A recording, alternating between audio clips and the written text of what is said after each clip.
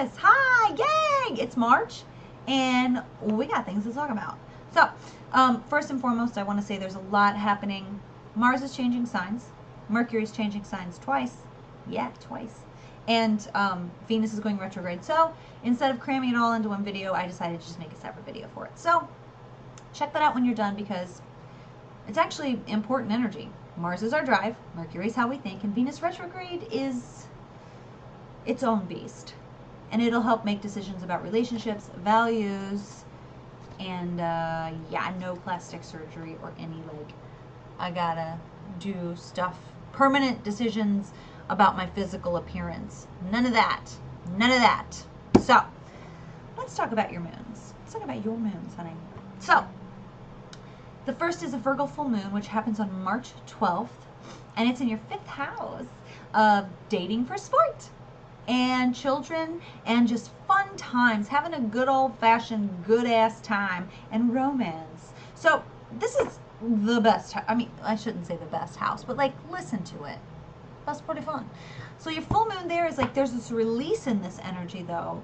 Like you're releasing maybe some of the stigma that you have. Maybe you haven't let yourself have a good time lately, right? There could be a nice big release around that. And it's because you maybe have been so meticulous. Or it might be the thing where all of a sudden you're like, I see, it's like you see the light. I know that sounds weird, but I want to dissect it because that's what I heard. I see the light. Virgo is a very nitpicky moon. So it's like, all these columns have added up to fun. It's almost like you made a pros and cons list of your life and what's going on right now and realized fun was missing out. So it also could be the fact that a relationship wants to move to a different level.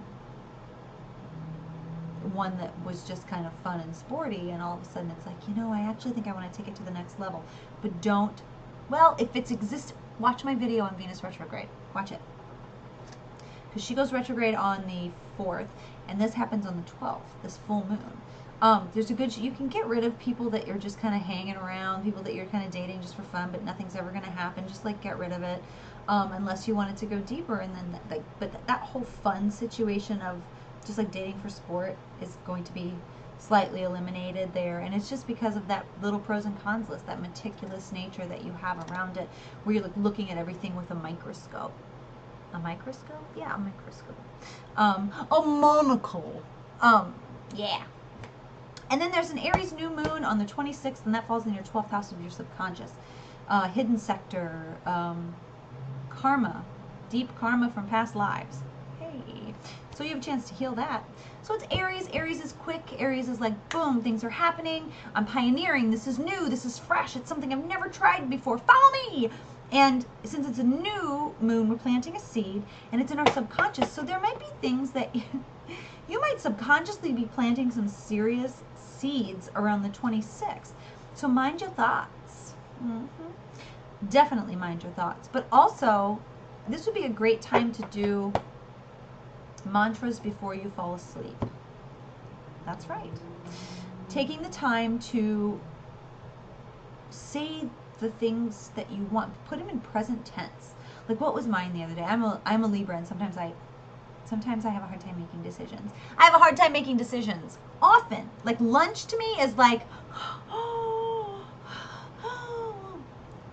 but it shouldn't be like that. So the other night I was laying in bed, and my mantra at first was like, I'm not gonna pussyfoot around. And then I was like, that's a bad way to set a mantra. I was like, I make quick and bold decisions, and everything turns out well. So it's like taking that part of your subconscious, I don't even know what it is, whatever it is that you feel is holding you back. Set yourself a sweet little mantra, and don't think too much about it. This is an Aries new moon. Let it come to you quickly, and don't worry if you finish it. Just say it to yourself as you fall asleep, at least for that night. If you want to, if you really want to write it down on a card, put it under your pillow, things like that. But then it seeps in, because the work that's going to happen for you in your Aries, for this Aries new moon in the 12th house, which is the subconscious. It also rules prisons and asylums and being locked away. So it's the subconscious. It's locked away. It's in utero. It's like, it doesn't even have a body yet, the 12th house. I know that sounds really bizarre, but that's the kind of energy it is. It's this floaty in utero, not able to form real coherent anything. It's very reliant on the conscious, like the subconscious. It doesn't even know it's there. It's really heavy, man. But because of that, that's where your work is going to be done. That's where you're planting the seed, the sudden seed.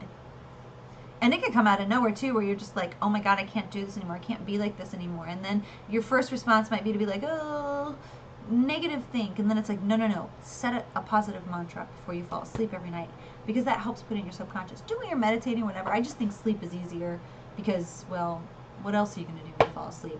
Count every bad decision you've ever done in your entire life? Yeah, not bad, right? So I'm using the Wild Unknown Tarot deck this month.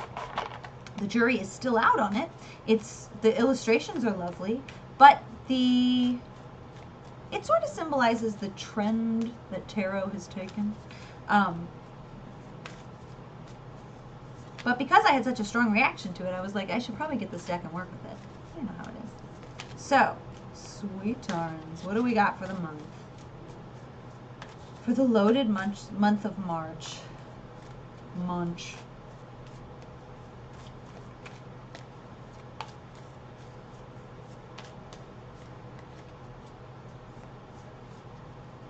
Ooh, tingles. I shuffle till I get tingles. True story.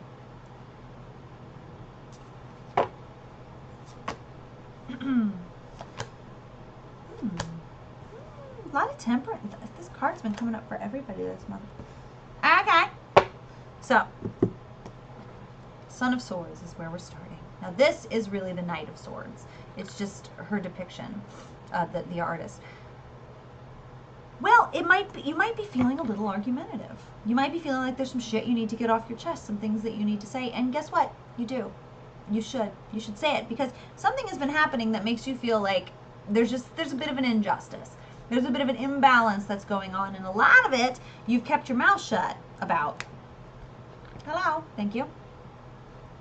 And because of that, it's like the things haven't changed. This is like you have to get your words out there.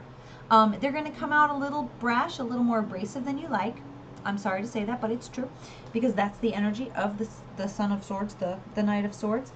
But it's something that has to happen, because otherwise this situation is going to continue to feel like this. You have to say it. Of course, I would, I'd love to say, just really think about it, choose your words, but that's not the energy that's happening. It's almost like, God, it just reminds me of that Aries, kind of that new moon, even though it's your subconscious, it's like all this stuff, it's just like, blah! It has to come out.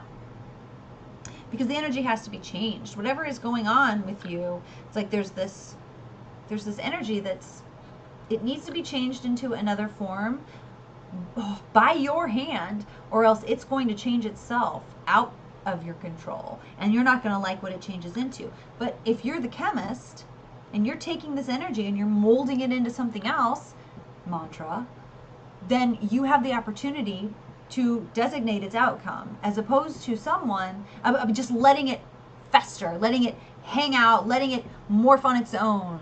It's like, I don't know, I don't bake or cook really, but there are some things that you have to continue to mind while you're doing it, or else it takes on a different form. Like you have to manipulate it almost. It's like sculpting. Shit. It's the time has come for you to sculpt this situation a little bit more, instead of letting it just filter into its own mass of something. Also, it's because there's been you've done a good job holding it together and appearing super balanced, but it's about to break. The balance is about to break. And it's not because you open your mouth.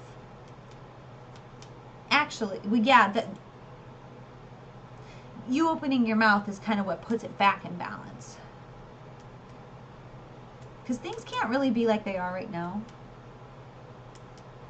Because you don't have as much liberty as you might want in this situation.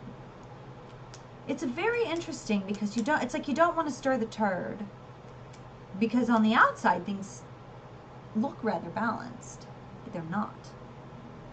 And the process is already happening where it's shifting into something else. And unless you say something, it's going to continue to go in that direction, and you're not going to have any say once the mold is cast and dried and it's done. So it's good for you to say something. That would be a good thing for you. Yeah. Mantras. They'll be your best friend this month, so set one. Yeah.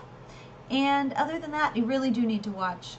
Oh my God, I didn't even say this. Listen, Venus freaking rules you, rules your sun sign. You have to find out about Venus retrograde, because it's going to affect you more, you and the Libras a little bit more, because she's our girl. She's our HBIC.